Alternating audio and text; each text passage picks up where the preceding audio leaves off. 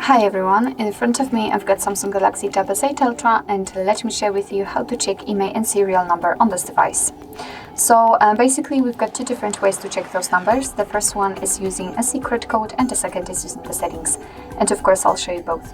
So let's begin with the secret code. Let's enter the dialer, tap on the keypad and let's enter the code, which is *##06#. And as you can see, by this code we're provided with the IMEI number and also a serial number of this device. So let's tap on OK, and let me show you another way to check those numbers, as I said, using the settings. So let's open them. Now in this left section we have to scroll down to the very bottom to find About Tablet, and as you can see right here we've got the IMEI number and also a serial number of this device.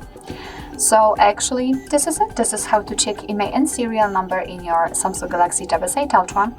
Thank you so much for watching. I hope that this video was helpful, and if it was, please hit the subscribe button and leave the thumbs up.